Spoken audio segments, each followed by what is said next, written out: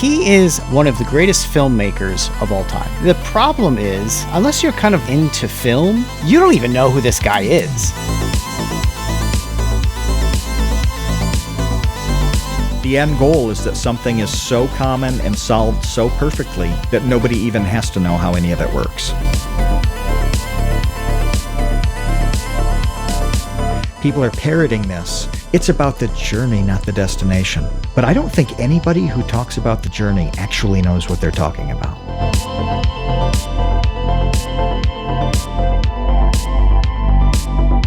You watch biopics and it seems like it was just this glamorous, endlessly exciting romantic journey. But it's like the truth is, like 99% of that was boring and sucked.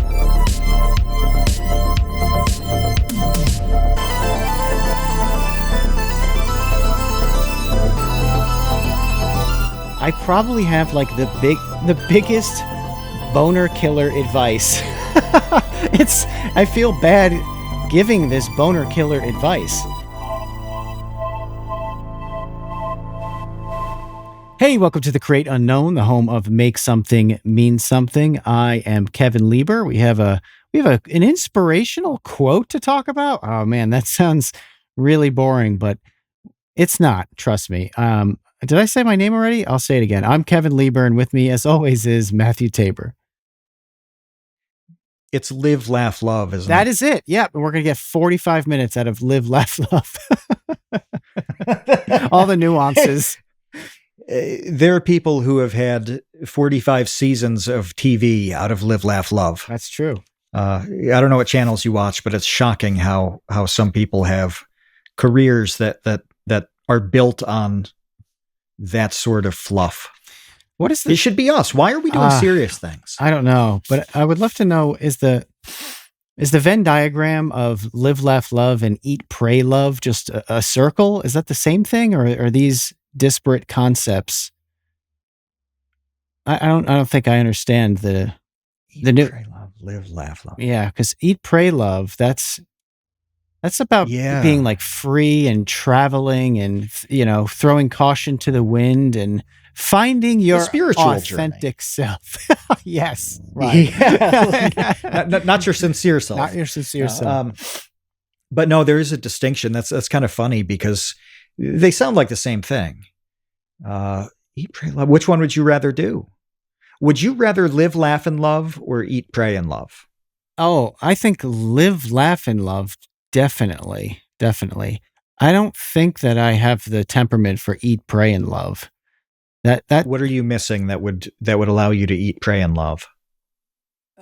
Spontaneity and the joy of spontaneity. I think that's a big part of eat, pray, love, is to kind of, isn't that whole movie about, I'm pretty sure, fuck, I haven't seen this. Here's my understanding of eat, pray, love. I think it's a Julia Roberts movie in which she abandons her life to go like travel Europe and meet a bunch of guys and have a lot of fun and go dancing and drink drinks and cocktails. And isn't that eat, pray, love? As far as I remember, yes. I mean, this must have been over 20 years ago, right? Yeah, so I think so. Yeah, I didn't watch it at the time, but yeah, it was one of those, like, I'm going to go on the journey of mind and body, really. Mind, body, and spiritual. And I don't know what she discovers. If I saw the movie, I don't remember seeing the movie at all. But yeah, you don't think that you could be spontaneous with eating, praying, and loving? No, it's the eating and praying part, because there's love in the both. Right. Well, I think, just if we're just going to word think, then yes, like eating and praying seem like great things. If we're talking specifically about this Julia Roberts movie in which she abandons everything that she's known to just find herself on a travel journey, I'm not interested in that. There's nothing I'm looking for out there. Vibecat says in the chat, live, work, die. Yeah. That's us. Yes. That's the sign we need. That's a good one. Yeah. Live, work, die. I like that. That I can get behind. I should write it up. I should do a little handwriting and scan with that. Live, It's work. actually really funny. Yeah, no, it's not a joke, Vibecast. Well, as always, with all the parts of the other ones, the live and the laugh and the eat and the pray, it's all in the definition of what you think the thing is, right? So you can take work all sorts of different ways. I think the way we take that is very healthy and very good. Other people would probably like live, work, die less. Oh Who man, knows? yeah, there was this whole thing on Twitter like 2 weeks ago or so that was going viral in which it was one of these day in the life videos in which a guy was just like, here's a day in my life. Mm. And he wakes Oh, up and he yes. makes coffee and he eats a smooth, whatever. He has his breakfast, he gets in his car, he goes to work, whatever it is. It's just, that's this actually, Mhm. oh my God, this will tie in very well to the topic at hand for this podcast. And I didn't even realize it until I started explaining it. So Let's do the topic and come back to okay, we'll come back to the thing. I like that. we'll come back to the tweet, the day in the life of the man. The topic has to do with an Akira Kurosawa quote. Now, Akira Kurosawa, it's kind of a weird thing because he is undeniably one of the greatest filmmakers of all time. No one would argue that. The problem is, unless you're kind of really into film, you don't even know who this guy is. Like, you have to sort Yeah. of be a film buff to even come across Akira Kurosawa, who is an absolute master legend of the craft. It's sort of a strange thing where he's one of the best to ever do it, but you have to be pretty deep into, knowing what like the Criterion collection is in order to, know who the guy is, let alone his movies. You have to be a few steps in to your journey to become the Kino Corner. Yeah, you do. You have to know what a Kino film is and be willing to watch black and white films, which most of his were. Watch subtitled films because he made Japanese movies in Japanese. There are some hurdles, I think, for most people. If you clear those hurdles, well, I've just introduced you to one of the greatest filmmakers to ever do the thing of making movies. He's the guy who other people whose movies you probably have seen ripped off. So, for instance, George Lucas took a lot of Akira Kurosawa for Star Wars,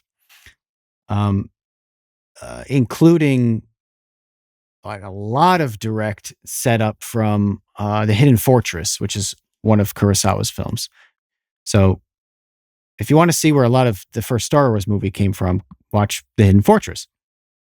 One of the really interesting stories was when Sergio Leone literally stole an Akira Kurosawa movie, and then Kurosawa sued him and he won. I didn't know that. I didn't know about the suit. I thought it was all okay. No, I thought it was not all okay. Oh. Yeah, he was like, dude, there's a really funny quote that you can look up that, I won't know verbatim, but off the top of my head, it was something like he told Leone, I really loved your movie. It's my movie. It was something like that, which was A Fistful of Dollars with Clint Eastwood is Yojimbo, which is a Kurosawa film. It is the same exact thing. So there's your little background on Akira Kurosawa. He's a master filmmaker, one of the best to ever do it. If you have any interest in, movies beyond Marvel movies or whatever you watch, whatever the kids watch today. I was going to say, can't you reference something people still watch? What do they watch? I don't know. They watch Coco Melon. They watch Cheers. Christopher Nolan. The Friends. Christopher Nolan and, Denis Villeneuve movies are very popular. Both of them are great too. Ryan's toy review. Yeah. Right. That's how do you do, fellow kids? Right. Hey, that's not a boomer thing. That's that's Hollywood's fault.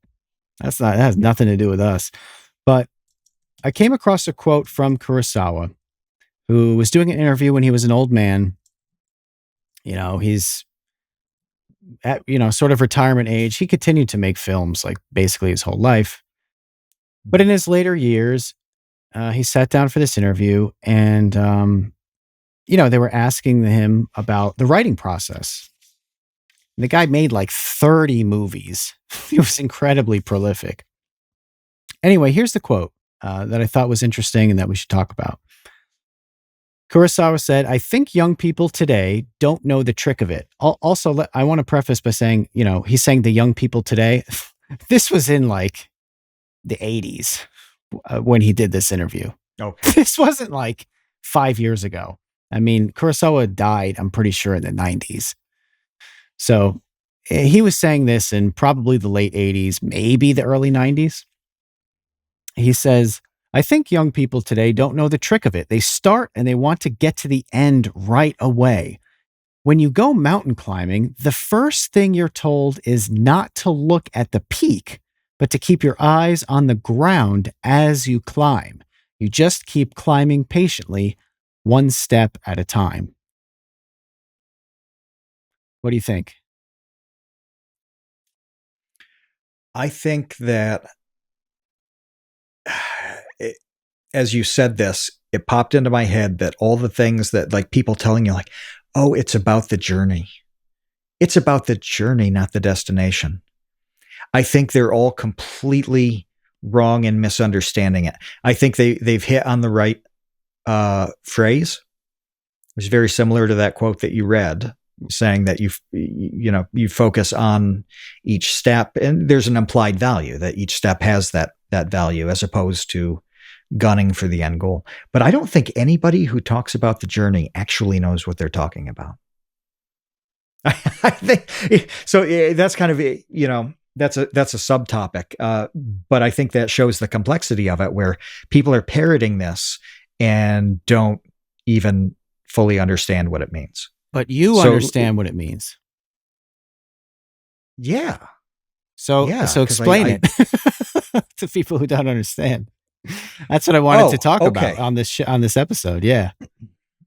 Okay. So I've actually thought about this recently, like the last 4 months, maybe. I've been working with a couple people young people on their, on writing. They're good writers, but unfamiliar with YouTube, stuff like that. And so it's like, how do you take this good informational writing that you do and then tell a story with it and then make that story something that you see with eyeballs too. This is part of that process where you have this basic goal. In this case, it's climbing the mountain. But you just do like kind of one step ahead all the time. And every once in a while, you look up 17 steps ahead. And that's, you got to have some sense of the meta, but it's very rare and doesn't much matter. It's sort of like checking to make sure that you're going in the right direction. Like that matters. You're not just going in a circle around the mountain, you're actually going up. So you do have to peak now and again, but people talk about, you've got to have a goal. You've got to have a plan for the goal. You've got to have this plotting thing that with like benchmarks along. It could be a temperament thing for me, but in my experience, that's not how anything works. I wasn't familiar with this quote before you found it, or before you mentioned it. I'm sure you'd come across it a long time ago. But when I heard it, I thought, well, yeah, that makes a great deal of sense. It fits what I think works. And it's also very, very hard for most people to do. You have to love looking at your own feet. You have to be satisfied enough by, your feet making one step at a time to keep moving them. And I'm really glad Vibecat in the chat popped in the rest of the quote, because what I had truncated it a bit. The rest of the quote is that, where did I end?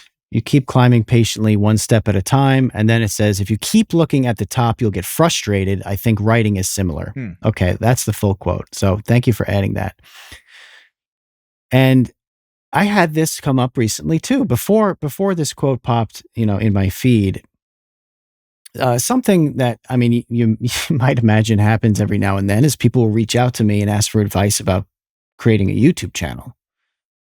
From all walks of life, former coworkers or, friends or friends of friends or cousins and family members, whatever. Like, people want to know, hey, you're the YouTube guy. What should I do? I would like to do this too. What do you recommend? And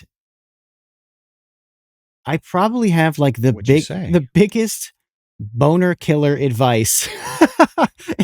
I feel bad giving this boner killer advice because I'm sure that they are looking for some sort of way to the top of the mountain really quick. Like, here is this, gondola. Dude, just take this gondola. It's available right here, and it'll zip you up to the top of the mountain, and you have a YouTube channel. And the fact is, there is no gondola. You have to walk up the mountain. And my advice is the same always. It's, okay, you want to make videos? Make a video.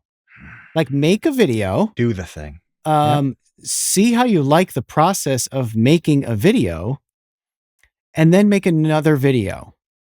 Watch the video that you made, determine, what you like about it, what you don't like about it, self-assess, and then make another one and do the same thing, and then make another one. And at that point, let me know, and I'll look at them.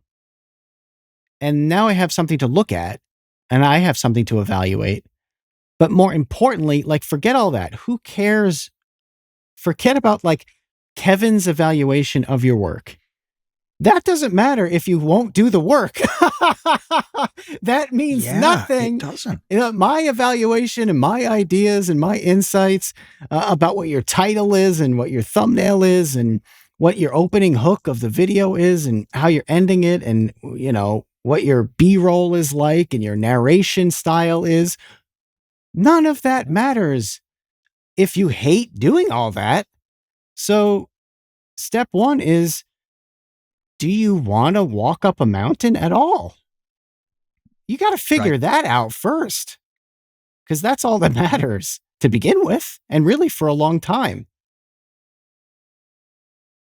Yes, that's really what matters. And I think about the ways everybody will know a tremendous number of people like this, and virtually everybody, including me, will be one of these people, right? Somebody who got a decent, if not really nice, guitar or something like that to learn how to play it. They really wanted to do it. And then they didn't, because they just, for whatever reason, it didn't fit with them. It didn't match. Maybe they didn't have the discipline, the interest, the whatever, just plain didn't like it. And well, okay. That project's done. The intentions to, people will obsess over gear on something like camping or shooting or fishing or any outdoor thing. Hiking, the stuff that I see, I'm convinced that, like, REI, is that the the huge outdoors company? Yeah, REI, yeah. I'm convinced that entire business rests on failed intentions. Remember, Art said that about Planet Fitness. when we had Art from Nano Oh, Zebra, yes. that gamer from Mars, when he had him on we had Yeah. him on TCU. He said Planet Fitness is built upon people not going to Planet Fitness, just signing That's right. up and being too embarrassed to cancel the subscription because it implies that they admit that they failed to go. So they just keep paying the Yep. $10 a month and then making excuses for why they missed, going this month. And I bet you the same thing Uh, is true with the REI. It's a small percentage of hyper enthusiasts who are going and yes. fishing Yeah. and hiking and kayaking and all that stuff all the time. And then a vast majority of people buying it as gifts and anniversary presents and whatever it is, like Right. retirement gifts, and the thing just collects dust. I have a decent amount of LL Bean clothing, gear, etc. 100% of what I have gotten at auctions and on eBay. I have, I almost I bought a gift or two from LL Bean, and that was fine. That was good. But yeah, even many years ago when my dad needed new moccasins. Instead of buying a new pair from LL Bean, they still had the replacement policy back then where if you wore something out, they would send you a new pair. So even the last purchase was a pseudo purchase where we got them for I free didn't on know the they did warranty that. replacement. That's bonkers. Oh, that's really one of the things that built them and they only stopped probably 5 years ago. And it was just, we stand behind everything that we make. And if it doesn't meet your expectations, we will replace it indefinitely. Wow. And I mean, this was so old. These moccasins were so old, and this was about maybe 2018. They were so old that there was kind of part of a receipt that was done with a dot matrix printer that had the fringes or the holes on the sides that you rip off. Yeah. Yeah, I think they were about 30 years old at that point, and they'd been resold a couple times, whatever. And they actually didn't make that model anymore. They make them out of bison and all that now. And so he said, "Well, we'll have to send you one of the new models." But anyway, it's getting really nice stuff, sporting goods, all of that. Dan's in the chat. Dan, people do this with photography like crazy. They do it. That's one of the amazing things. They do it with games. How many memes do I see on Twitter every day? That's somebody praying in the meme, and it's like, "Lord, stop me from buying games when there are 300 I haven't played." Right. The backlog. That's what that's called. Yeah. The backlog. The backlog. Yeah. Everybody has the intentions to do this. Well, they have the intentions to climb the mountain. Whether the mountain is a hobby, an interest to pursue, or whether it's a serious project. Man, nobody climbs the mountain. No, they will acquire all the stuff for it, some of them obsessively. Everybody knows somebody who acquires the ingredients to do a thing obsessively, and they never actually do the thing. Because for some people, that's the fun part to them, right? Yeah, that's the hobby. That's the hobby. Some people, that is the hobby. Yeah. Is the prep. Yeah. Yeah. But there's no focus on each step. There. Charles Kahn posted oh God, stop buying games. I have a couple games for the PS4. I told you I played Stray, right? Stray. Yeah. Loved Stray. Very good. Yeah, they finally made a game where you can be a cat. And that's you decide to get back into gaming because you could be a cat. This is so funny. It was exceptional. Literally me, and it's a cat. Yeah. Dan says, he gets the discounted mint condition stuff out of it later. Yeah, garage sales are like this.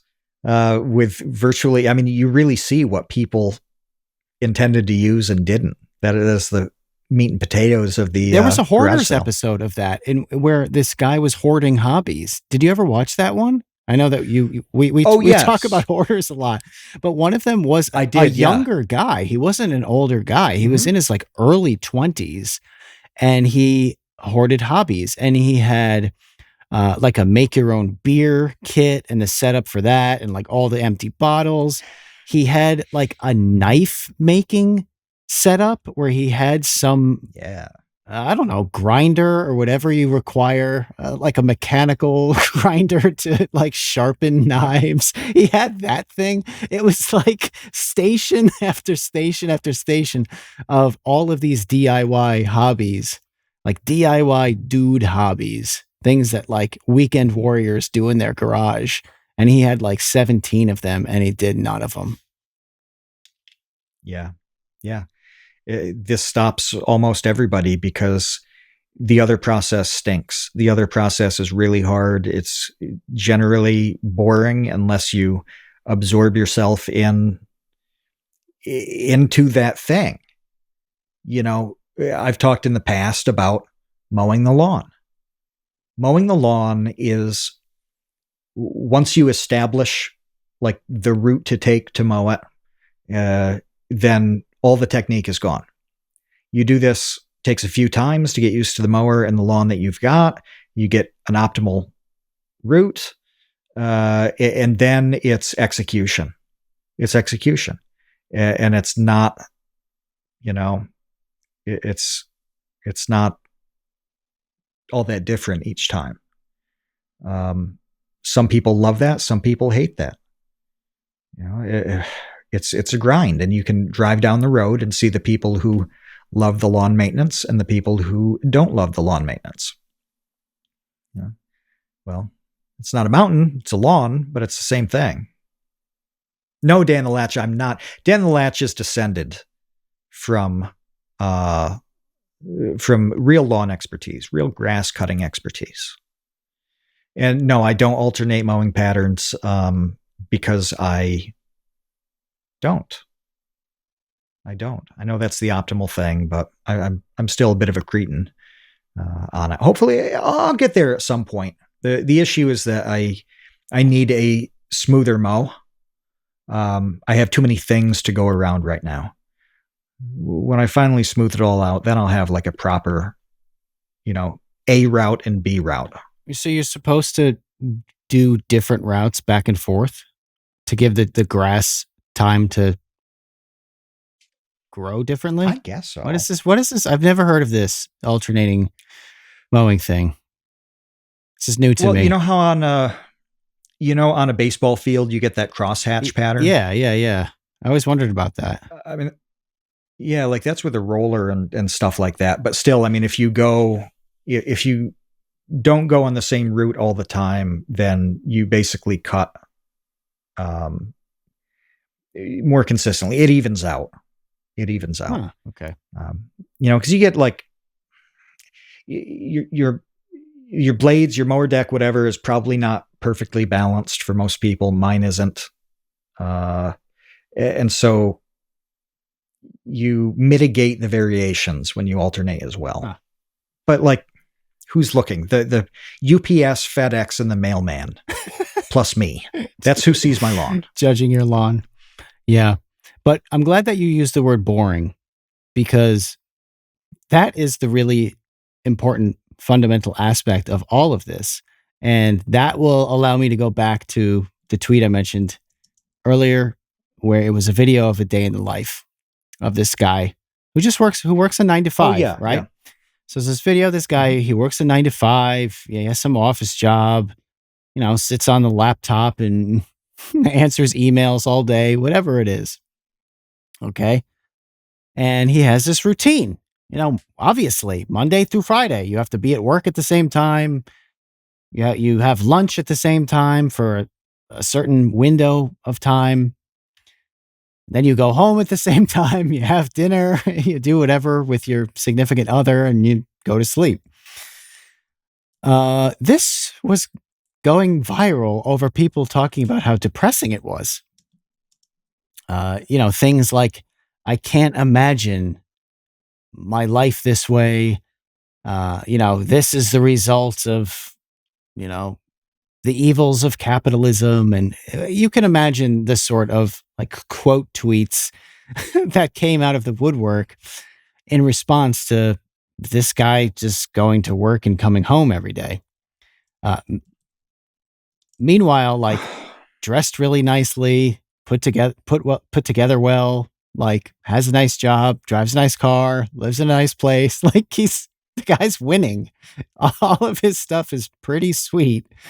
And of course, seeing it through the lens of this is an average day in my life, it looked like doldrums. It looked so repetitive and boring and meaningless and uninspired. When you just sit back at your computer, slamming a monster, and you watch this supercut of this guy's life. And the reason why it looks boring is because it is boring. And you know what else is boring? Making YouTube videos, making movies. You know what Akira Kurosawa's life was like, where he spent making some of the greatest films of all time? If you did a day in the life of Akira Kurosawa, it would be horrible. It would be nothing but stress and, shots not working and locations falling through and doing the same take over and over and over again. I mean, Stanley Kubrick, who is another absolute like Mount Rushmore film director, was notorious for doing like 100 takes of the same freaking shot. 80 takes of the same shot. Do you know what that is? Horribly boring. Like Sisyphean levels of rolling a boulder up a hill just to get to the other side and have to roll it up again. That's what the process is. And that's what it looks like. But there's no other way. There is no other way. And I have a specific example of this that I just did recently. I need to count here. 5, 10, 12. I had something to handwrite that was 12 words long, and it had to be right. It was going to get scanned and used. It had to have the digital copy of it. It had to do 12 words. I actually did each word on its own. And I did it until I got one that I was happy with. That averaged out to over 100 of each word. It took me several hours, but that's what it took. And when you write the same word over and over, some of them I mercifully got fairly early, and then a couple of them were kind of quirky in letter combinations, at least for my handwriting. And, one of them took like probably over 150. So I had sheet after sheet on my desk where I'd finish a sheet and I still hadn't gotten it. So you get another sheet, whatever. And then when I got the takes that I liked for each of those words, then I scanned the 12 things so they could be assembled into what looked like one clean handwritten line. That was one of the least interesting, least exciting things I have ever done in my life. It was like moving a heap of sand with tweezers. It actually was really strange when you have a word like "the." When you've written "the" like 20 times, 30 times, it starts to morph into like not a real thing. Oh, I think all words do that. Yeah? Yeah. If you write the same word over and over and over again, at least in my experience, all of a sudden this cognitive break occurs in which you don't recognize it anymore. You're like, what is this? It looks foreign. And I don't know what that is. Yes. I don't know why, but that's a thing. It looks like a symbol. Yeah. Yeah. You're like, what is this? It looks like a symbol. It has ceased to be that word. And so that was happening 12 times over. And when that happens, it's actually hard on the handwriting side because then you cease to write it as if it's natural, right? Like you've got to recenter yourself, lock in, as the Zoomers say, back to a word as simple as "the." Well, 12 words over 100 each. I'm going to keep it clean and say it was 1,200 to get a single sentence. Okay, that's it. I mean, the getting that sentence result was my mountaintop, and it took 1,200 steps to get there.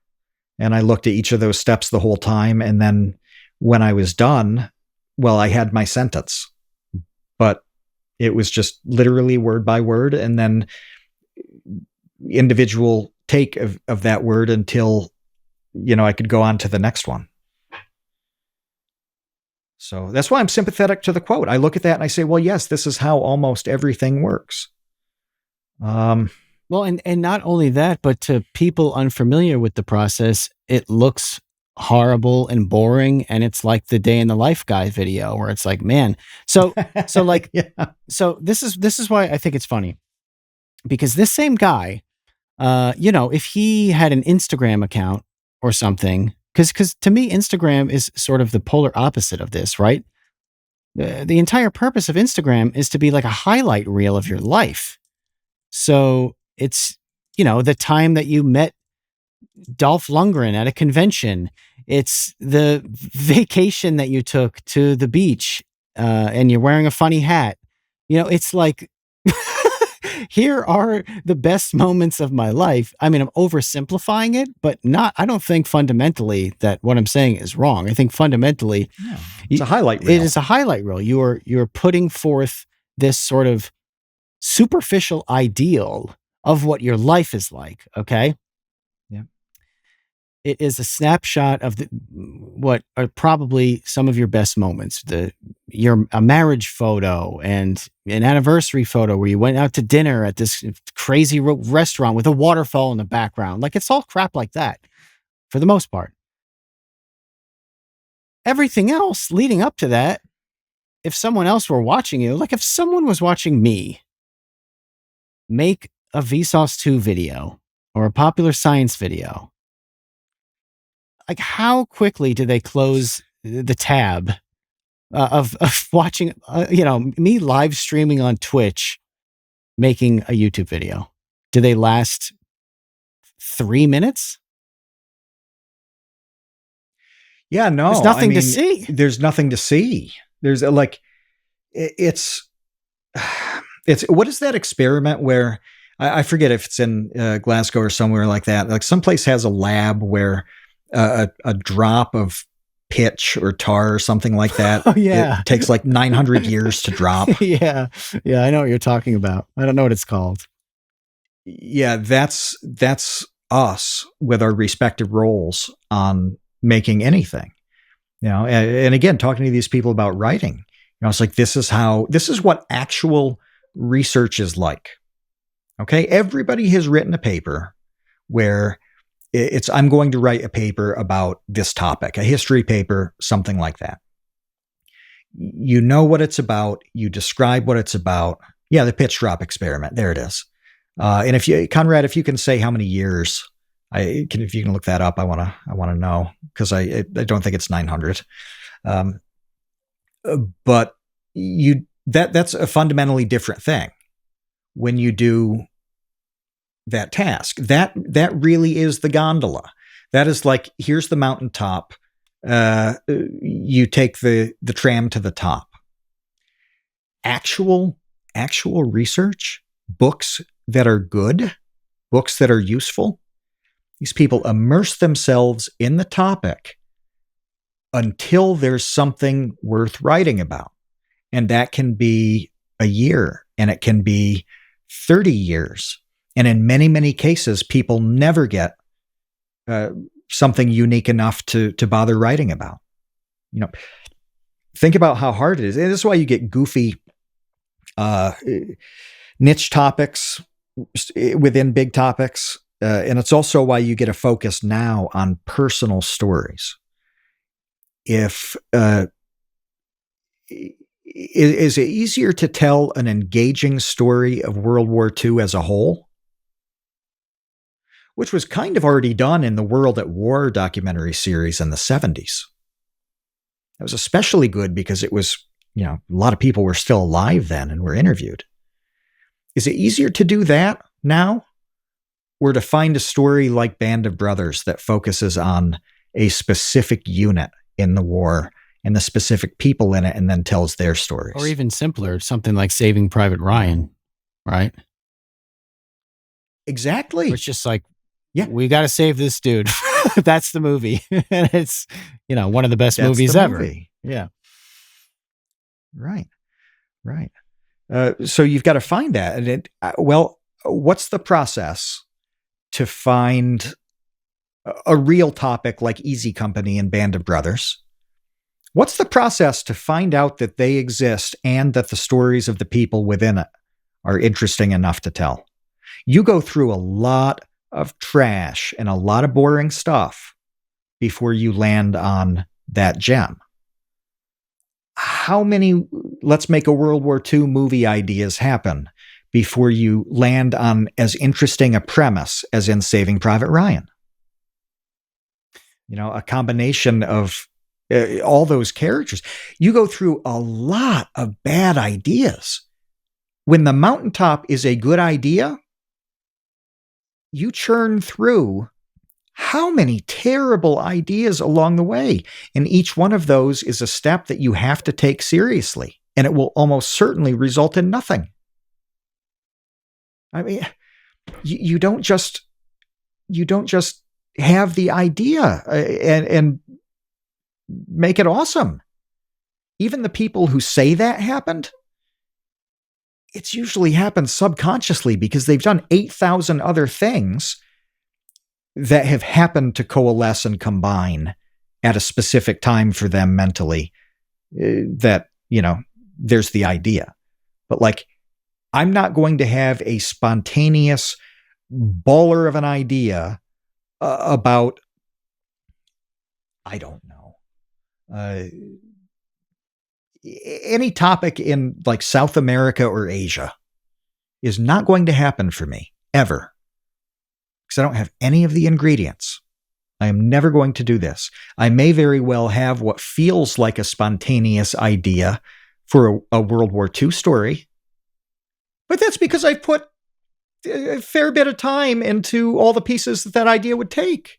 I mean, it's all the steps. It's all the steps, and you have to like each one of those steps and hope that it results in something. Well, as you were talking about it, I was thinking of the steps and how it's not a linear climb. So I don't fault Kurosawa for not getting more granular about his actually fantastic analogy. But the reality of the analogy is that you're not walking up the whole time. You're walking sideways for a while, and then you go up a little bit more, and then you walk sideways for a while, and then you walk backwards for a little while, and then you go up again. Yeah. It's not a linear. That's what I mean. It's not a straight path up. It is a zigzag garbage path up the mountain. And one other thing I thought of is I really wanted to mention this because I like giving concrete examples, and we talked about this earlier, so you'll be familiar with it. But it happened in the Captain Power video. So if you haven't watched the Captain Power video, please go watch it. It's on Popular Science. As I was researching Captain Power, watching everything I could on it, I got the DVD. There's behind the scenes. There's a documentary that was an hour and a half on the DVD. Reading all the newspaper articles I could find. Reading blogs, reading message boards. Eventually, I came across a quote from one of the writers, Larry DiTilio, I think it was the quote. And it mentioned that the quote was pulled from a specific issue of a magazine called Starlog, which I didn't know what Starlog was. Basically, I never had Starlog. It's a sci-fi, or it was a sci-fi magazine. That, it's probably long defunct, or maybe it's not. Maybe it's an online magazine now. The point is, I didn't know what Starlog magazine was. And on this website, I saw this quote from one of the writers in this episode of Starlog. I go on eBay, I put in Captain Power Starlog, and there are multiple Starlog issues, magazines, that have Captain Power articles in them. Well, guess what? I just unlocked a new resource. So I buy all of the Yes. magazines off of eBay. I get all the ones I could find. I order them, they eventually arrive. I read them all. One of the things that came out of those magazines was differentiating not opinions, but I guess memories as to how much interactivity the TV show from the toys required. So, if you haven't watched the Captain Power video, it was a kids show that Mattel made toys for it, and you could use the toys with the show. Well, one of the fascinating things to me was that depending on who you asked, it was either 30 seconds of interactivity of the toys, it was 5 minutes of interactivity of the toys, it was 3 minutes of activity. It was like, this was a mess. Well, that ended up being, I don't know, a 12-second part of a 26-minute video. That 12 But it was seconds cool. I thought was freaking fascinating, and it came from literal days Yep. of work and buying magazines off eBay and all of this boring garbage to find 12 seconds that I was like, "Hey, this is pretty neat." I'll put it in the video. And that's how that Yeah. process works.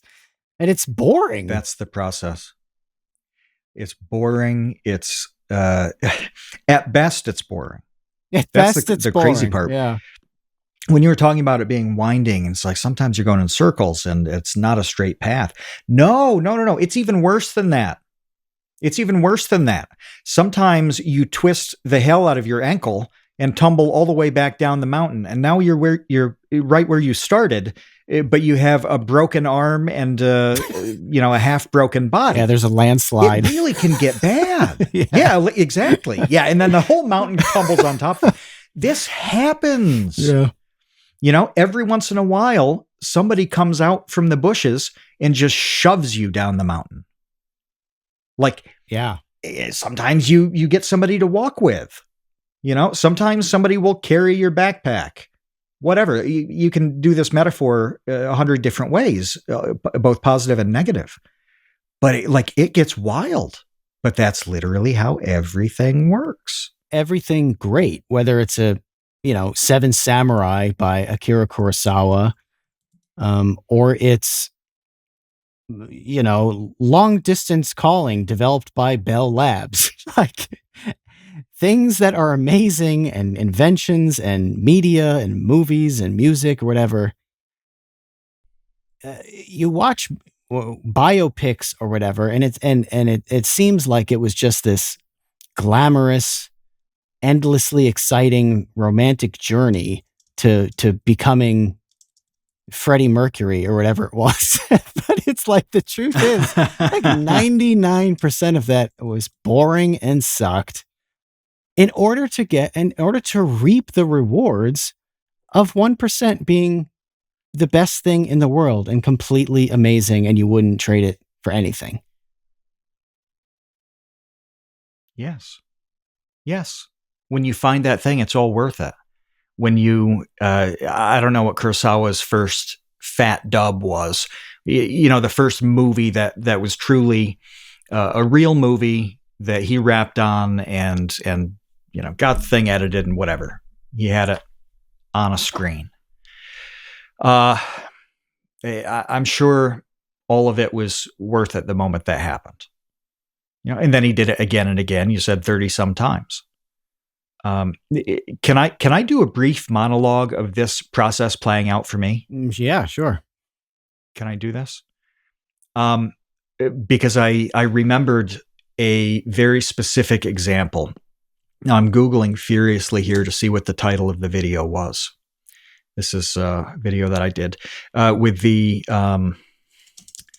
Foundation for Economic Education. I do some stuff on their YouTube channel, but there's a video last year. Let me get there. The video was originally about Barbie. It's originally about Barbie. when Barbie dropped, there was this controversy over a map in one of the kind of throwaway scenes of Barbie, because it kind of shoddily depicted what is called the 9-dash line.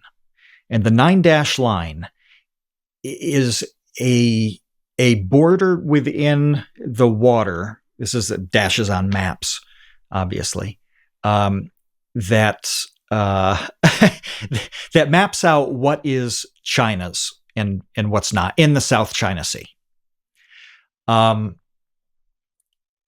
Because it's not a land border with a definite kind of thing, it's in the middle of the South China Sea. Well, other countries dispute this dashed line. The 9-dash line has been a contentious thing for a long, long time, even before the Republic of China formed. Well, it's kind of off limits. So off limits to play with this in a non-China approved way. If you do this, China will freak out and make a big deal about how the 9-dash line is real, and that establishes their claims. And this was in Barbie. It was drawn in like crayon on a map in Barbie. Well, this is fascinating to me that this nearly century-old thing shows up in Barbie, and China like rallies the troops to start debating about, oh, this is great. So I'm going into that. Like, there's a good video here. I got deep into it. I was like a day or two away from writing the script. And that's deep. That's deep, deep, deep in the process. And then I came across a sentence that referred to a movie called Kundun. And it turned out to be a Martin Scorsese movie. And I thought, how is there even a Martin Scorsese movie that nobody's really heard of? I start pulling on this thread, and I find out that the production of Kundun and the fallout of Kundun really kicked off the Chinese government putting their foot down with respect to the depiction of China in TV and film. They banned production companies from China. This was around the same time that 7 Years in Tibet was coming out. It established, they laid out, their ground rules for who is going to be allowed to do business in China based on how you depicted China. Disney is a company that decided to play by China's rules to have access to the Chinese market. Well, all of this goes back and be tied to this one film by one of the greatest of all time that was beautifully shot. The score is fantastic. The acting is great. Like, the script is good. It's a great movie. Well, nobody knows about it, and then they buried it on Christmas Day by releasing it in like 2 theaters. There's a story here. All of a sudden, I'm like, okay, this is the video. Not Barbie and the 9-dash line. This is the video. And it banged. It did really well. It did really well. It just, I'm happier about that idea, the way it got executed, than most things. It just,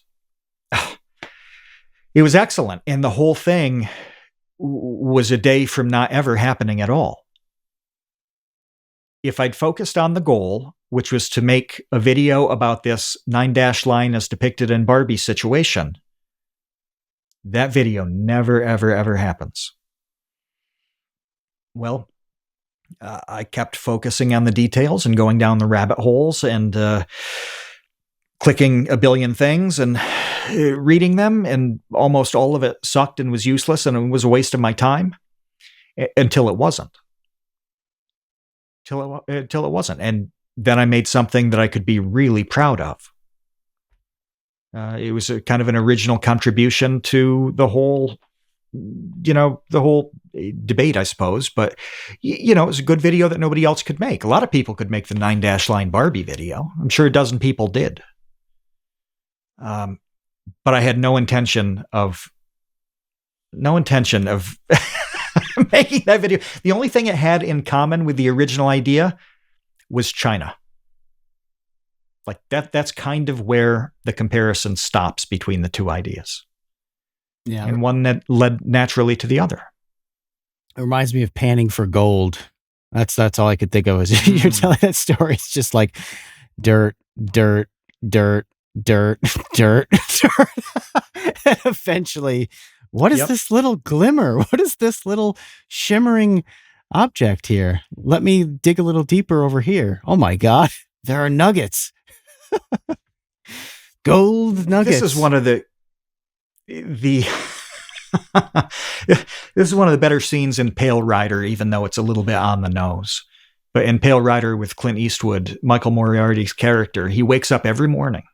The first thing he does every morning is it takes a sledgehammer or a pick, I forget which, and hits this giant rock. It's like this big boulder. It's not a rock. It's a boulder in the middle of the stream. And he takes a couple whacks at it. And he knows he's not going to get anywhere, but he's like, there's got to be a nugget under a thing this large. And he does it anyway, every single day of his life.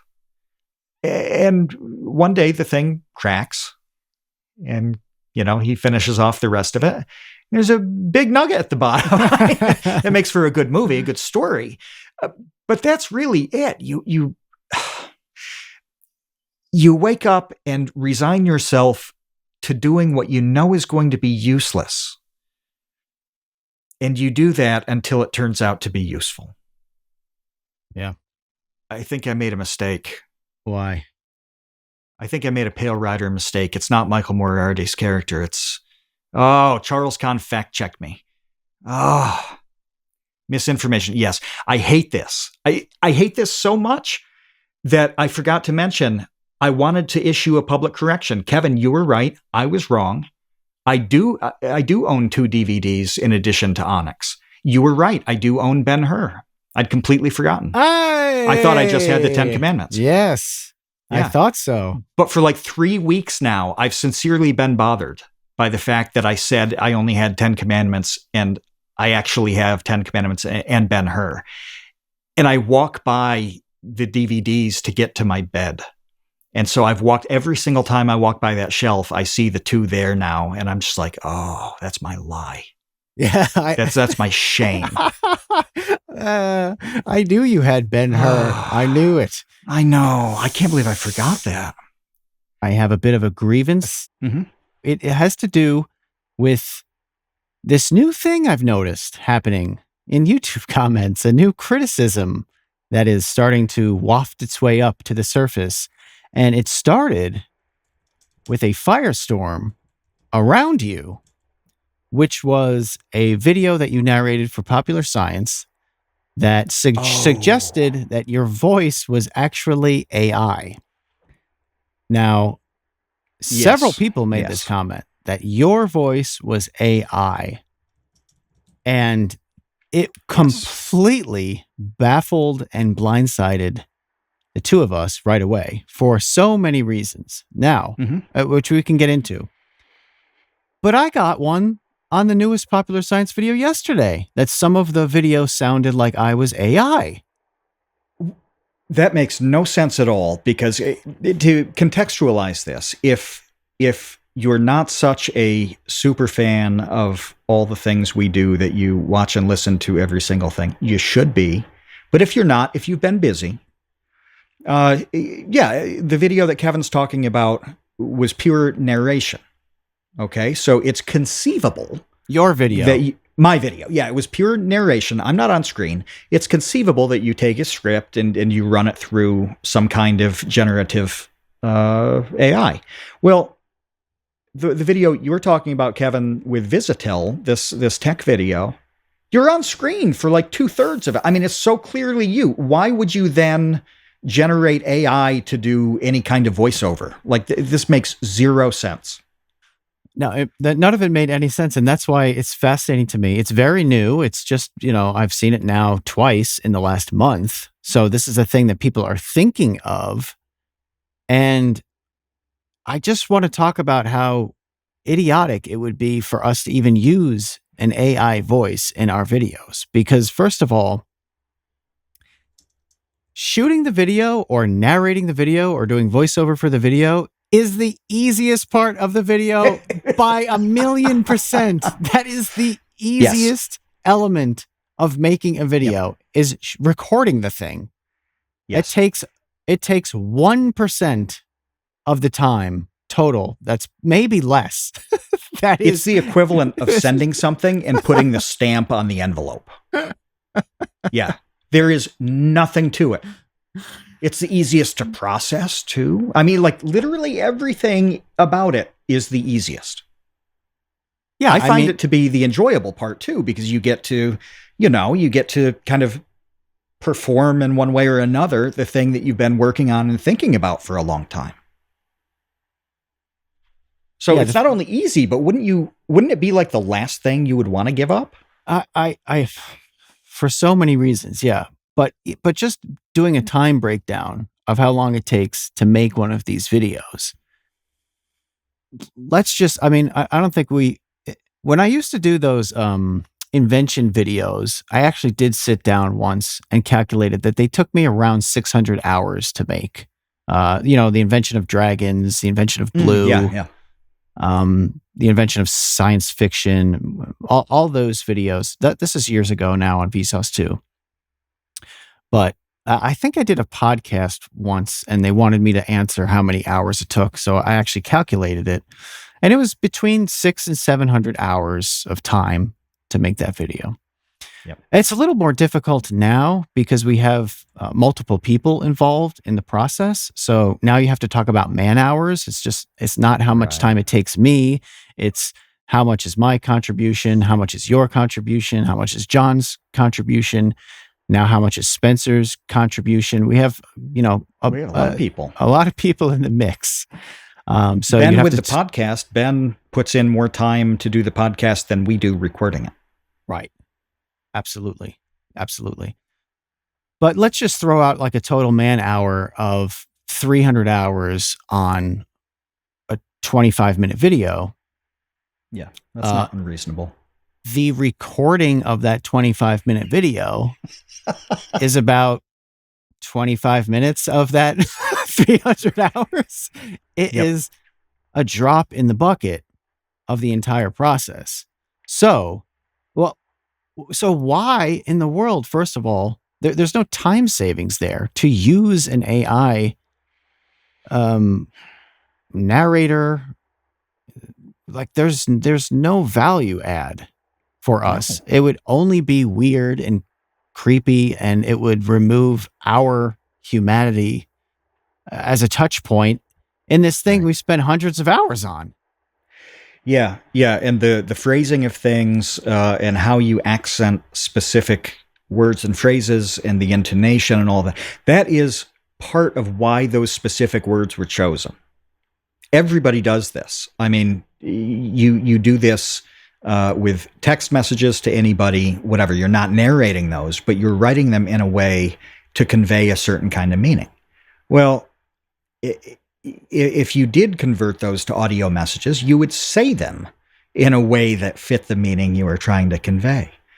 AI is not nearly good enough to do that. You can't check a box and be like, make this sad and it's going to get it right, or be excited about this and it's going to be what you would have read. No, it's not even close.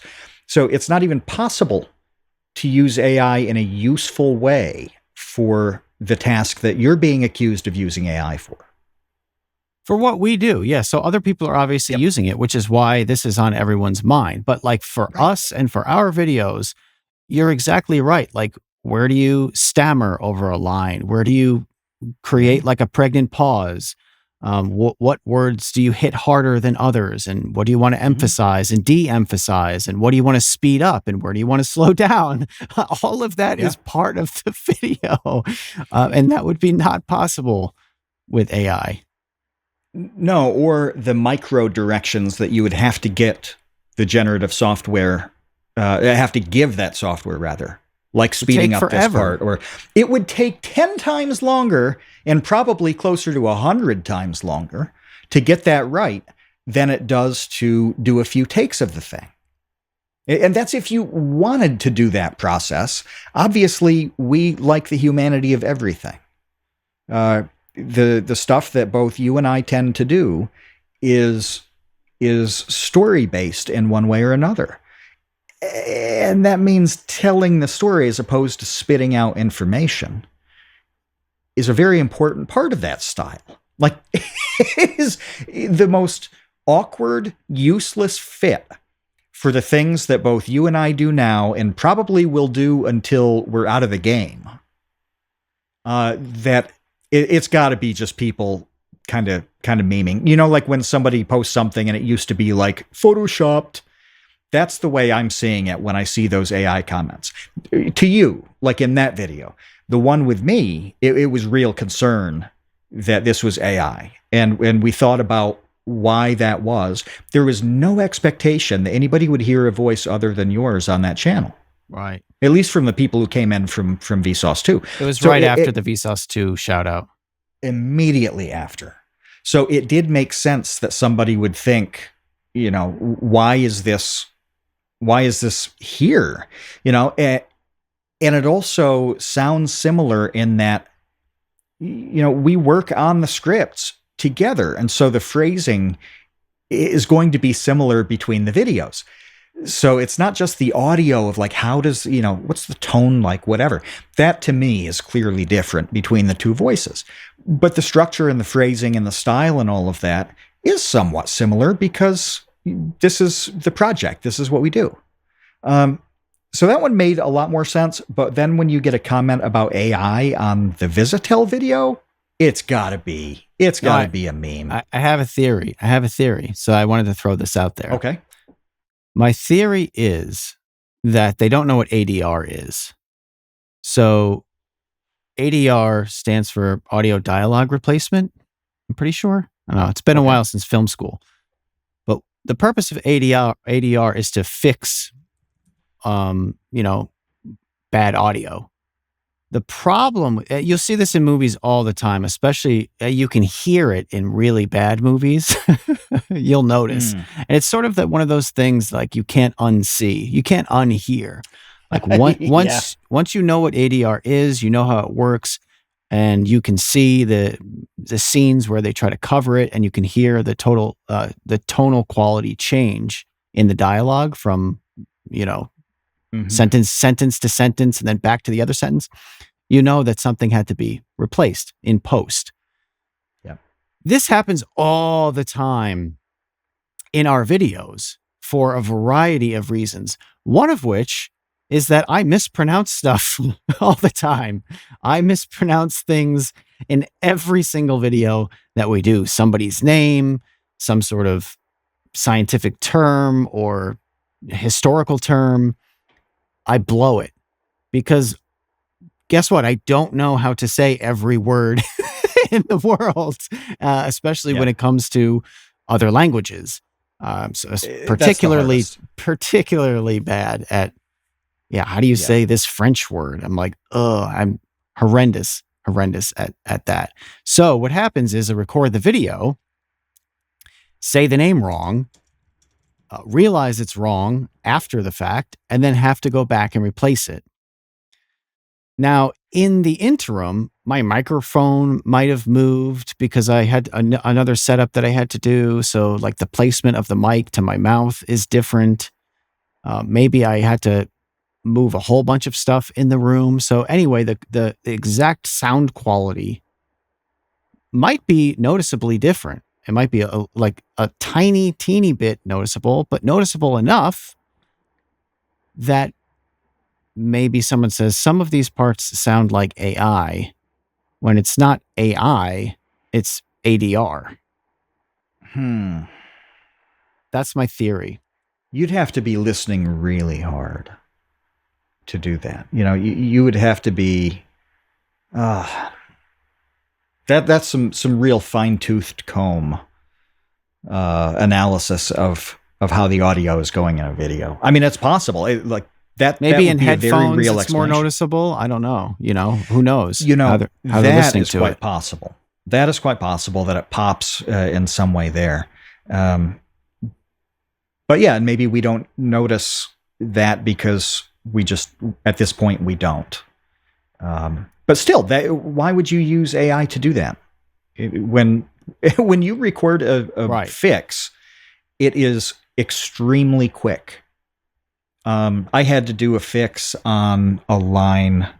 God, I can't even remember what it was. It was a few days ago, though. And yeah, that's right. That's right. It took me literally seconds. And it was one line, it took 6-7 seconds, and you say it 4 or 5 times so that there are a few different versions to make sure that it matches what you need. So that is 7 seconds with a couple breaths in between. Let's call it 10 seconds, 4 or 5 times. So under a minute to do a fix. What is happening with AI that is going to make it faster and easier than the 45 seconds it takes to do it manually? Basically nothing. I mean, of all the things that AI can do, this is just not one of the use cases that makes any sense to me, because you're not replacing. Okay, if you're a content farm, yes. If you are some horrendous content farm who is just cranking out 15 TikToks an hour, then yeah, they're probably using AI voices, because that is way quicker than hiring a voice actor. Mm-hmm. My suggestion would be not to watch that crap. And in the meanwhile, stop assuming that someone like me needs to use an AI voice when I have a voice. I just use my voice. You do have a voice. This is it's strange, because this does make sense. Like, we're at a point in time where these questions pop up. This is a real thing. It's not like people are bringing up AI because it's a pipe dream on this. No, a lot of generative stuff is impossible to tell from real. But at the same time, this is so stupid and ridiculous. We're talking about the practical application here, and it's crazy. It's crazy to think that we would bother with this. Anybody who would is doing it for the sake of working with the AI and figuring that out. Taylor mentioned Kwebbelkop in the episode chat. Kwebbelkop is somebody who is trying to figure out how to use all of these tools, and it would be part of the process for Kwebbelkop to figure out if you can do an ADR in a way that is, you can click a thing and do it like that. All right. Well, you're trying to work with the AI at that point. We're not trying to work with AI at all. I don't know about, I can't speak for you, Kevin. I don't care about it much. I focus solely on the things that we do and how we do them. It wouldn't really occur to me to do anything other than generate images that don't exist with AI. That is very cool. There are a lot of combinations of images that do not exist in the world and cannot exist in the world. And you can use AI to make those things. That's very useful. I like that. But that's a case of, Kevin, you have the voice. You don't need to get the voice anywhere else. You have the voice. It's not like you need to make a thing that doesn't exist. No. And I'm already doing, I guess my point, just to wrap up this thought, is I'm already doing so much of the hard work of making a video. Like, it makes no sense to do the easiest thing in like a a theoretically cheaper way. It's a Rube Goldberg device. Like, this is the thing right now. A lot of AI is a Rube Goldberg device. Now, this has podcast lore. We talked about this with Destin, Smarter Every Day, in episode number 1 of this podcast. We talked about the Science Olympiad event called Mission Mission Possible was the name of that event. It was the mid 90s. So, you have to give me a little bit of leeway on remembering. But it was making Rube Goldberg devices to accomplish a very simple, mundane task. And that's what they are, a really complex setup of machinery that does something like crack an egg. Pee-wee used one in the... did Pee-wee use one? No, it's in Back to the Future, the thing that... Pee-wee has one at the beginning, too, to make breakfast. Oh, he does? Oh, yeah. Oh, yeah. Oh, okay. And Big Adventure, yeah. The dog gets fed in Back to the Future in the opening there with a similar thing. So if you're doing that, you're doing it for the sake of it, whatever, and using AI to do what Kevin's describing as kind of cracking an egg level of fix. We just got to crack the eggs and get on to things. Yeah, absolutely. Oh, wait. Okay, ADR is automated dialogue replacement, not audio dialogue replacement. So, yeah, I have. And this is why so many people in the 80s on TV movies were called mother fathers. Is that ADR? Oh, yeah. Mother, father, Chinese dentist. That was from, I think, Christmas Vacation. Yeah. Mother, father, Chinese dentist. There's another great one from The Big Lebowski that's like, this is why you don't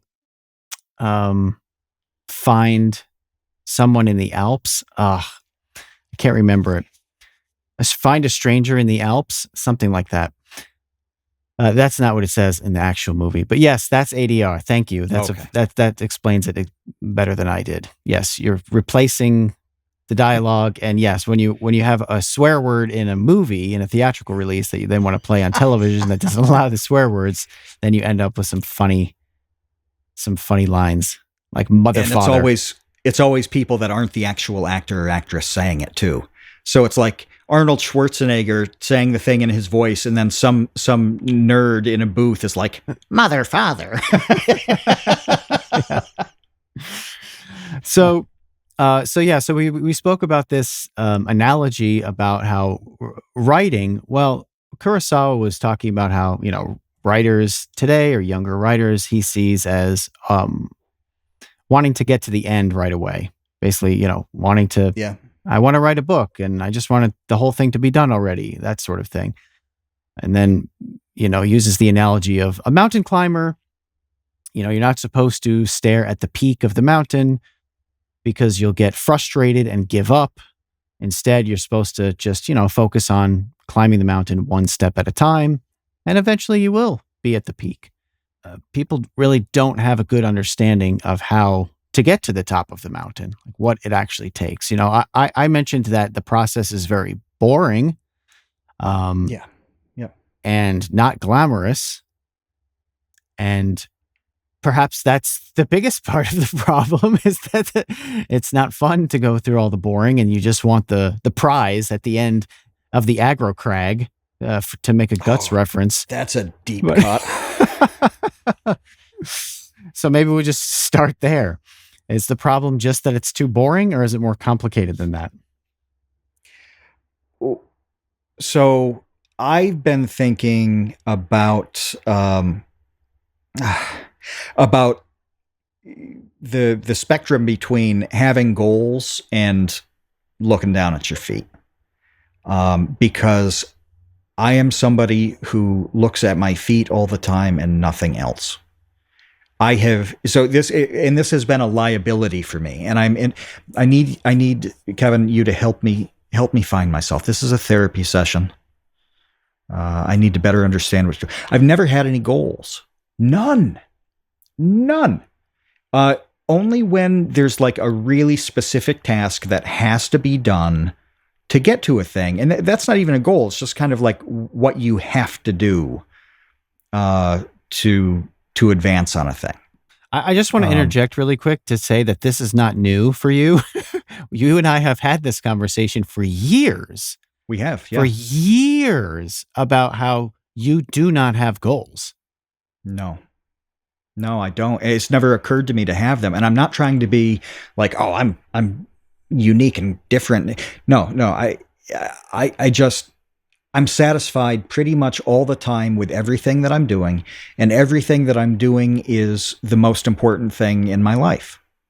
Eh, And I go from one thing to the next on that. I take all of it very, very seriously.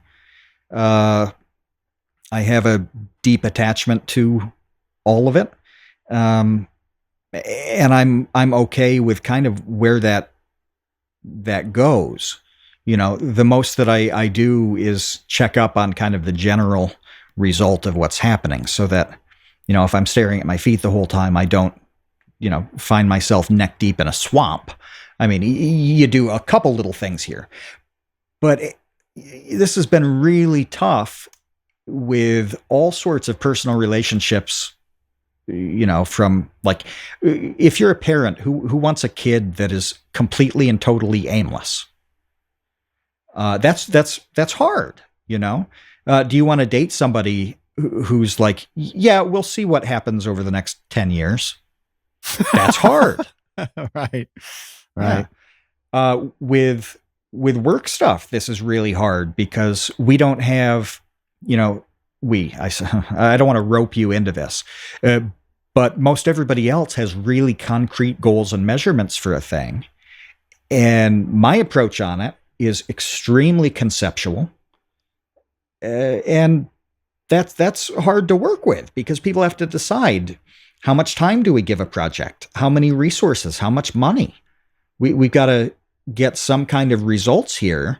And then somebody else is saying, like, no, what we have to do is make good videos and sort it out. Like, to me, that's true. I think that's the right move. At the same time, it's incompatible with reality. So we were talking about this, and I'm, thinking about, I love this quote because it's a one step at a time, and it's like, it's all about your feet, and who cares about the mountaintop? Well, guess what? The world cares about the mountaintops. And it hit me that I know how difficult this is to do.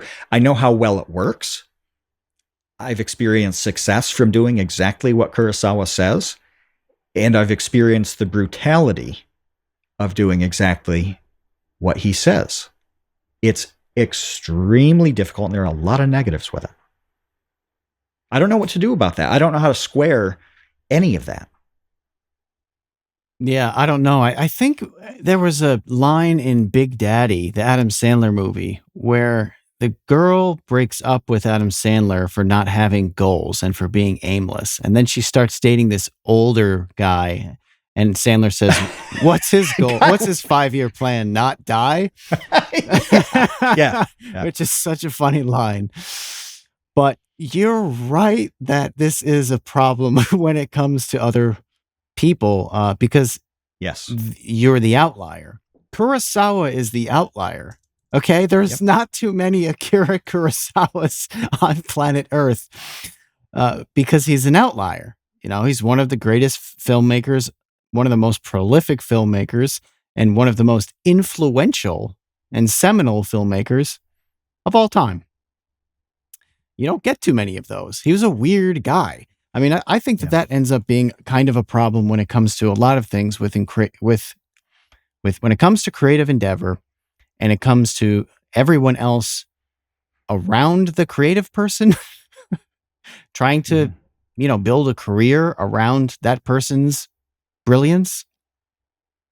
We see this all the time with YouTubers.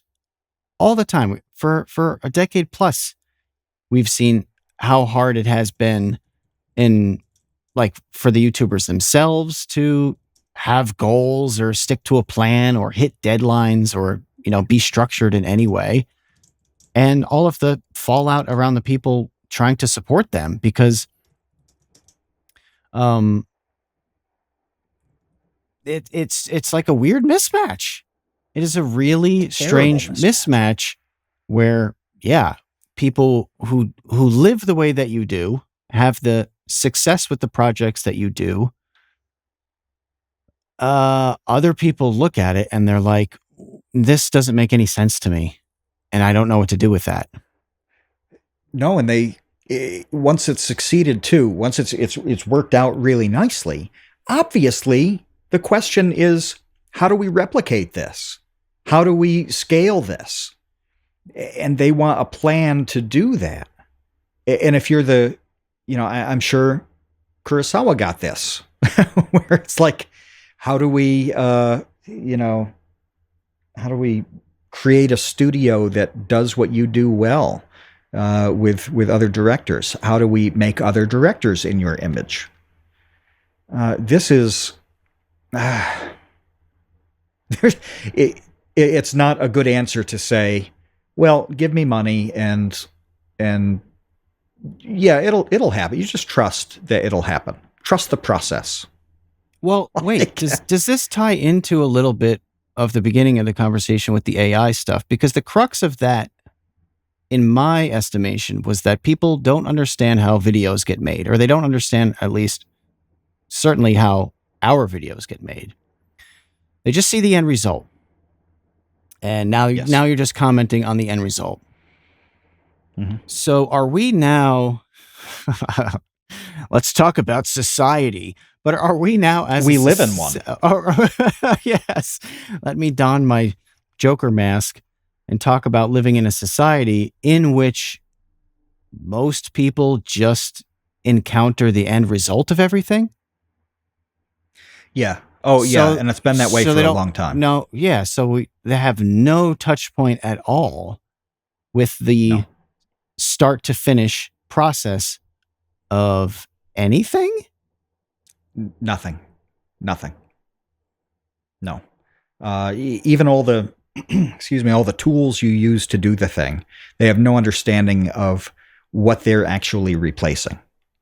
I've gone into this with too many times on the podcast where people are like, oh, I'd love to live in a cabin in the woods. No, you don't. You have no idea. This is not even like camping. It's not even like a week or two of camping that you enjoy. This is completely and totally different. And they don't realize how legitimately difficult it is to chop wood. They don't know how difficult it is to dig a hole. They don't know how much worse that gets when your shovel isn't sharp anymore, and you may or may not have a way to sharpen it in your cabin in the woods. Your shovel breaks. Where are you going to get another one? This is all of a sudden a thing. Food is the really big one. If you're not going to do refrigeration and food that has preservatives in it, you are in a near daily grind to eat. Hot water, cold water, no. So even something that they're using every day in the form of food, they have no understanding of what that food has saved them from having to deal with. They have a romantic idea of skirting around it, going back to nature and all that. Nature blows. Nature sucks very badly. It's hard to deal with. There's nothing harder, because at least everything else we can have some influence on. You have no influence on the weather. It happens when it happens, and what it is what it is, and you have to adjust completely.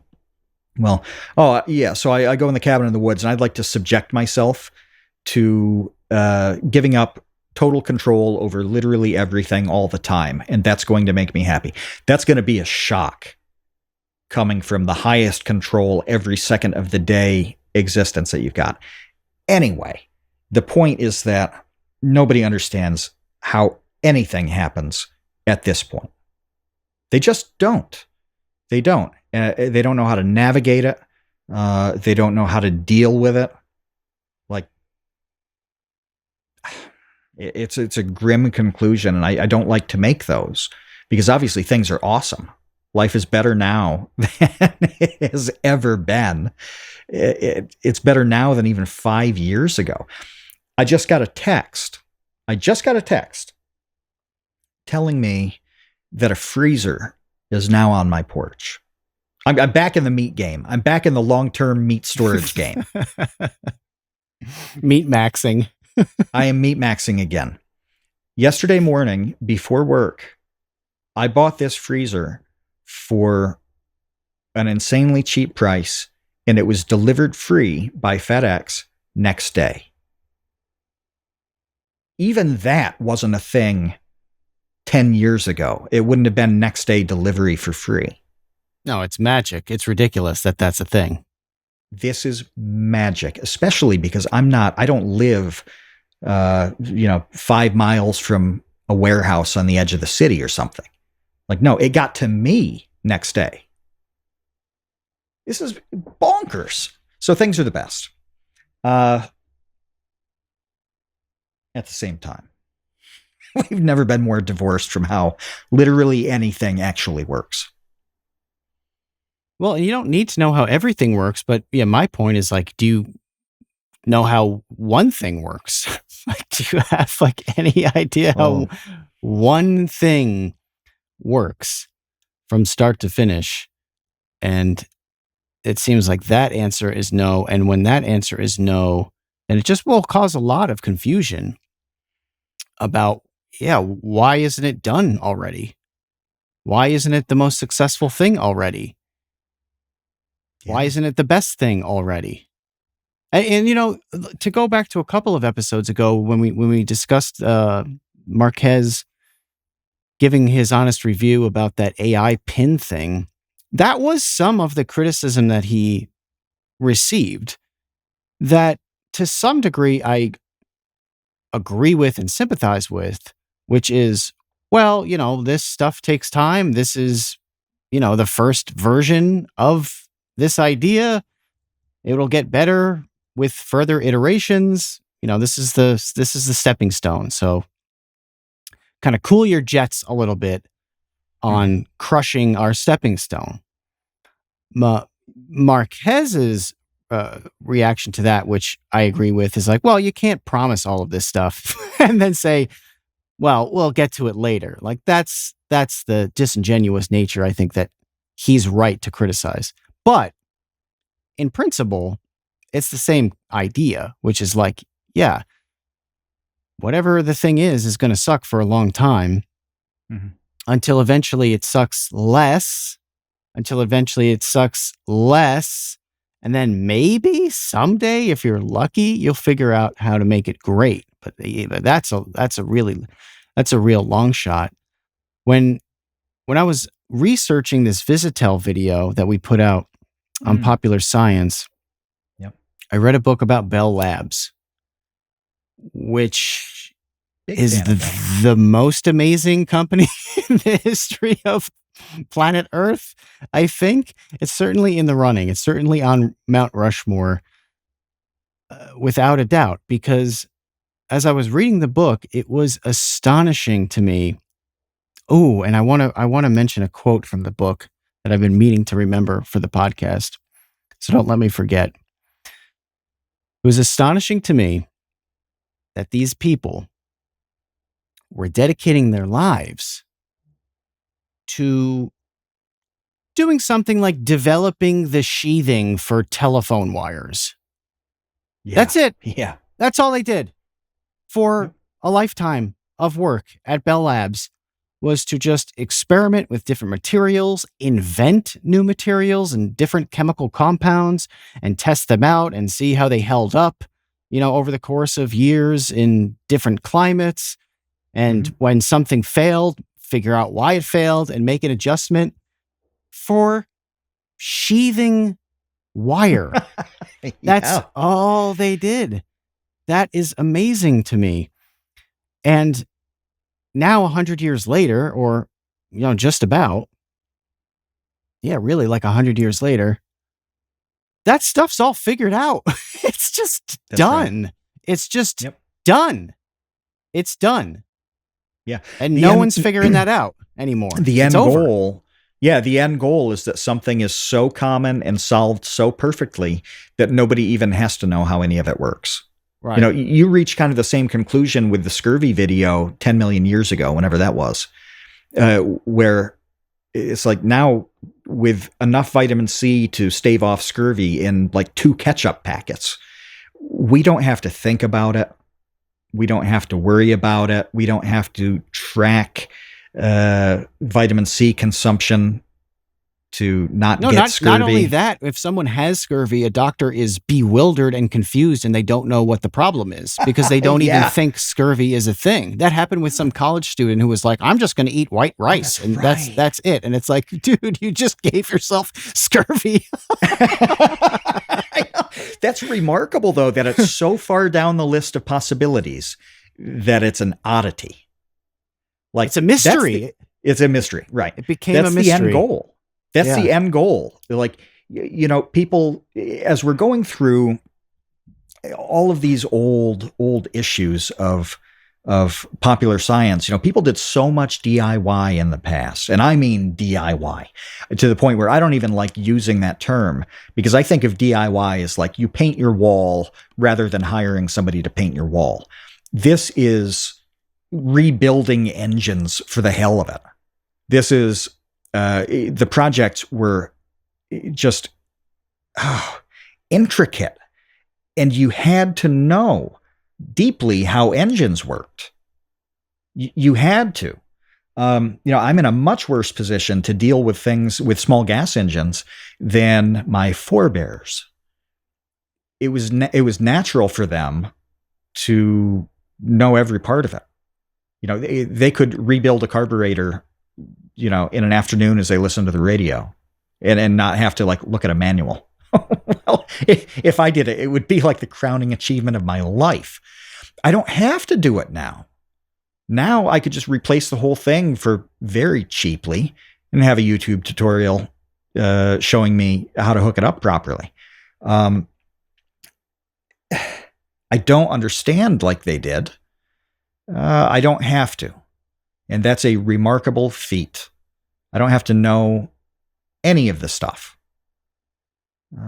That's the end goal. And I think the people at Bell understood this, that what they were doing seemed so specific that it was unimportant, but they knew that it was incredibly important to become unimportant again. Does that make sense? Yeah, I think I don't know if they conceptualized it that way, but I do agree with that. That was the summation or the conclusion of the TEDx talk that I did in Vienna, which is like the goal for any great Oh, invention or achievement is to become boring. That's the I knew. greatest achievement that you could possibly receive, is that the thing that you brought to the world became so ubiquitous and bland and, you know, faded into the background, became beige in the background. Yeah. That's the best thing you could possibly do. I knew that I'd heard this in detail before, and I could not remember where it was. I was like, "Oh, wasn't this in a video?" What, like, we definitely talked about this Well, you were before. there. You went to Now I Vienna. realize You I were, was you were in there. Vienna watching this. Yeah, Yeah. you were there. I want to mention, I'm paraphrasing here because I didn't, save the quote, of course, but I loved this sentiment, and it's a sentiment that will anger people. So Oh that's no. that's also kind of why I wanted to mention it, because that's amusing to me that this will fly directly in the face of what a lot of people believe. So, one of the heads of Bell Labs, you know, these unbelievable ballers who just invented the modern world, had this quote talking to his employees, basically giving them advice on how to move up in the company, Mhm. how to be successful at Bell Labs. And it was something like, you get paid for the 8 hours that you show up to work. You get raises and promotions for the 16 other hours in the day. Mm. No one's going to like that. No one will like You and that. No, no, no, no, no, j- no. just No you one and will I like that. and the majority of this chat will like it and understand it. Yeah, I know. I know. It flies directly in the face of what people believe, work or like a healthy work environment is, or a healthy work life is. But uh, it's true. I lost it a couple weeks ago on somebody I've known for 20 years, somebody who I trust. They're in the inner circle of who I would trust with my life. I lost it. I lost it because they told me that I needed to do something about my work-life balance. Really? Yes, because there is no difference. Work-life balance is fake. Now, look, obviously it matters. Like, it depends on the sort of job you do.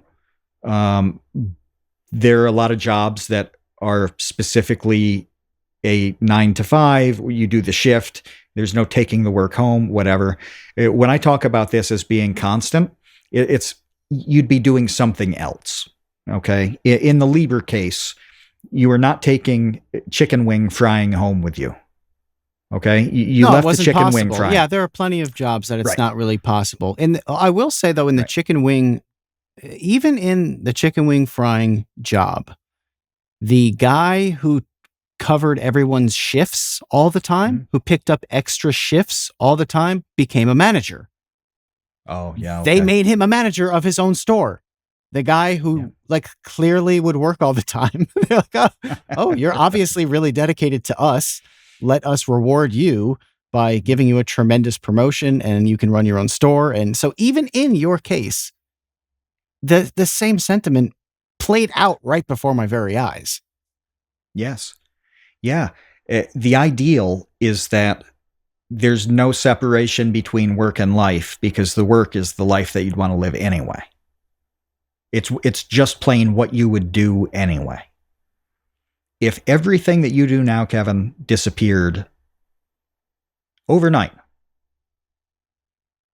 what you would do tomorrow with your time is probably going to be substantially similar to what you do now. Yeah. Whatever you did next was at least conceptually going to be similar. You would be making media of some kind. Yeah, it was what I was doing before.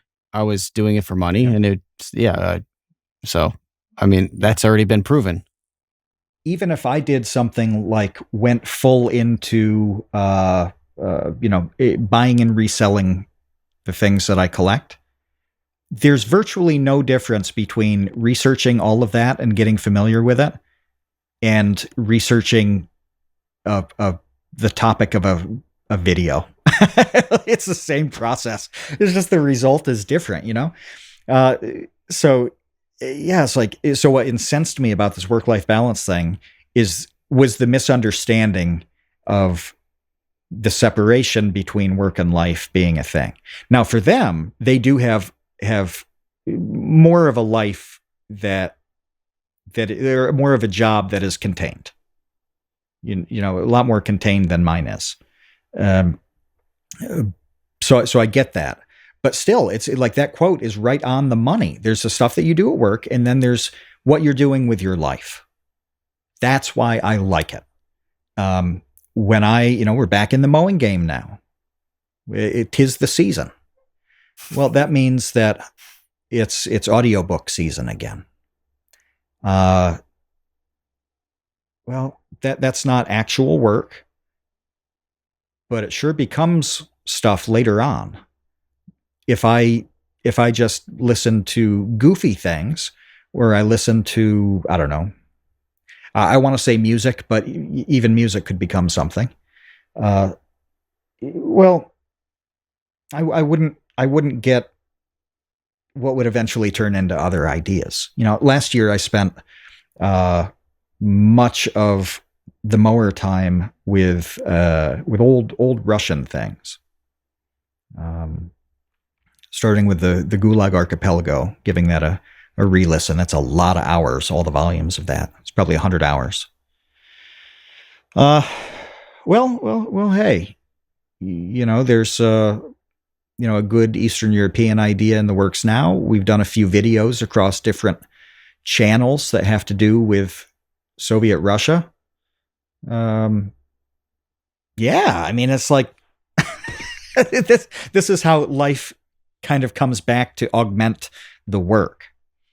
Uh, this this is how it works. Well, Now, and especially if, like, okay, if you have a big family, if you have like a bunch of kids that you're ignoring because you're just working all the time, or your work is bleeding into your home life in which you're beating your kids. And how is obvious, that the natural next step?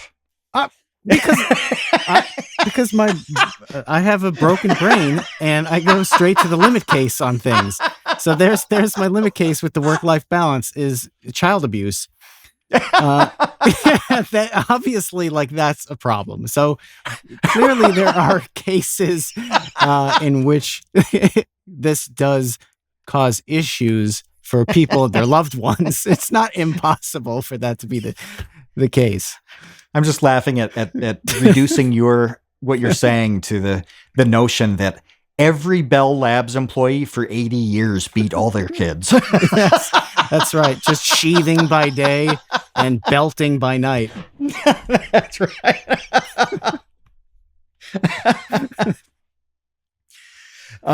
I think I have some clarity on this, on that mountaintop versus feet in front of you distinction. When you really kind of understand a thing and what you're doing, which we've just said is super rare, even knowing how the parts of it work, you don't have to worry a whole lot about what the path is, because it's going to be a useful path. You're not going to wind around aimlessly in circles. When you get a thing, you proceed with it in a decent way. You just do. You do, because there's almost a natural order built into everything, where you just follow along with it when you get it. If you don't, imagine reading a book in a foreign language. You would probably flip through the book for the hell of it after a few sentences and just look at things. Well, if you understand that language, then you read the book page by page, start to finish. You're on that path because you know how to navigate the thing. And this is how I feel about a Kurosawa thing. He obviously knew film. He knew all aspects of film. He could afford to look at his feet because he knew the whole path. So I don't know. I don't know if anybody else is in this position, because not everybody lives in one house for a very long time. But if you have, you know that when the lights are out, it's 3 a.m. You do not need the lights on to walk around, to go to the bathroom, to go to the kitchen, whatever. You do not need to see it. You are so familiar with the layout of your house that when you do hit something and you jam your toe so hard, it's because that shouldn't have been there. That's a one-off. It was in the wrong place. But you know how to navigate in the dark because you know the thing so well. Well, to me, that's Kurosawa. He knows movies the way that you knew that house. You don't have to think about, like, oh, what are the steps I have to take to get to the kitchen to get a snack at 3 a.m.? No, you don't have to think about that. You just do the thing step by step because you're so familiar. So I think you can pull it off when you understand something deeply enough. I'm not trying to celebrate us here, but we're old at this point in terms of media. We're Methuselahs of media, at least on the YouTube side. We can, go to the bathroom in the dark and not think about it. Uh, if you're in an unfamiliar house and your bladder is about to blow and you don't even know where the bathroom is, You pee in a house plant. you pee in a house plant and it's very stressful the whole time. So I feel like he's given this advice, which is accurate. It's very good, without recognizing what it takes to implement that advice. Mm-hmm. Well, it goes back to the advice that I mentioned I had given to a childhood friend of mine wanting to get into YouTube, which was just yeah. to make YouTube videos because, like you said, I hadn't never thought of like the walking through your house in the dark thing, but that is what it is, and you're never going to know the layout unless you do it, until you practice it, until you know hit the wall a few times, until you stub your toe on a door jamb or a threshold. Like that's just part of the process, and unless you, but the other question I have with a lot of this stuff is, do you actually really want to get to the top of the mountain? Like really? Like do you really actually want to get to the top of the mountain? Now that is not a question I think people can ask or answer themselves. I think it takes like a kind of a hyper level of self-awareness to even begin to approach that question. But that's kind of a really important question. But it's like you can say that you do, but do you really? This is its own episode because this is something specifically I've been thinking about for a long time, and how difficult it is depending on where you start. You don't know if you want to be at the mountaintop until you're at the mountaintop. And there's some great movies especially that show exactly this. Was it Rockstar with Mark Wahlberg, where he becomes the singer of the band that he loves so much? I think so. I never saw that though. Okay. It was a great movie. He's in the crowd, front row. He and his friends dress like the band members to go to the show. And the singer is done. Like they've been around touring for a very long time. He's kind of done with it. And Mark Wahlberg belts out this note that is like, it's exceptionally he holds it forever. And the singer hears him and notices him and like hands him the mic. Then he comes up and finishes the song and eventually replaces the guy. Well, life changes. He gets exactly what he's always wanted and then realizes that he doesn't want that. You and I have both been to the mountaintop in different areas at different times. And we do not live there now. We don't strive to be back there now. We probably wanted to be there before we got there. What's different to me is where you start. Okay. And I think it's very easy to start at the bottom and go up because every step of the way what it's like. You can the bottom that you want to go back to. And it's quite easy to slide down the mountain back to where you want to be. That's an easy process. If you start in the middle, well, you got to go one way or the other. This is hard. And when you go one way, you don't know what's happening on the other end. If you start at the very top, and a lot of people do, the resentment that we see online everywhere tends to come from the ones who are looking at people who started at the top and thinking it's amazing for them. It's actually very hard because then their whole life is either maintaining the top, not knowing what the alternative is, or trying to come down, never having journeyed from the bottom up. It's very hard, a lot of uncertainty. The best place you can be in is starting at zero, going to the top and deciding where you want to pitch your tent. But I don't think you know any of it until you've been there.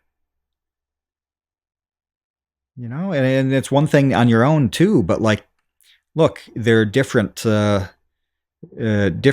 types of people at each of these stages. Uh, Different people live. The culture is different at each kind of each strata level, and you might love it and you might dislike it. I didn't like the top stratum for me. Didn't I didn't like the people there, so I slummed it. I slid back down. I love it. I have a fantastic life. But that's because I know what I prefer. How do you just stare at your feet, think you have this goal of going to the mountaintop, and you don't even know what it's like up there? Like this is, what do you do?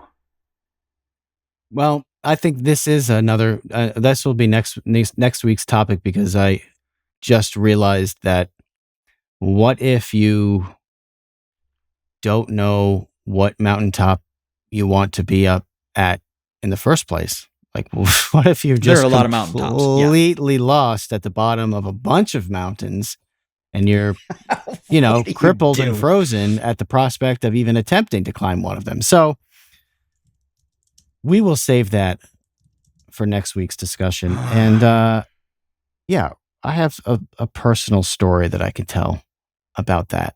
And I think I've told before, but that's okay. Unless you've listened to every single podcast episode we've ever done, you may have missed it. And if you have, I expect everybody who's listening has. Yes, thank you. No, this is important though, because and I'm just going to go on this for a minute. This is really important because this is everybody's reality. Everybody is starting somewhere, and you have to be cognizant of how it does and doesn't work. I work with some people who have started at the top, and it's amazing. They've had outstanding opportunities. It's not this, born with a silver spoon in your mouth kind of thing. Some people are like that. Most of them, though, look, it's through no fault of their own that they were thrust into comfortable circumstances and a fantastic education. That's just where they started. And then there are people who have absolutely nothing and grind it together. And then most people are somewhere in between. Nobody ever really talks about this because I don't think they like being honest about any of it. You get some people who celebrate their own kind of rags to riches thing, because that's acceptable. That's okay. Every once in a while, you get the riches to rags angle, and this is why I love talking to Glozell. When was the last time you heard a story, somebody talk openly about going from the top to like, okay, now the rug has been pulled out from under me in detail? She did that. I haven't heard a thing like that in however many years it's been since we talked to her. All of this matters. And if you're on this Kurosawa plot, well, yeah, he's right. It's one step at a time, whatever. But there's a lot more to this. I wonder what he would have said if he could have talked about it for 10 hours. I think he would have fleshed it all out. But that quote doesn't do enough. Mm-hmm. Yeah.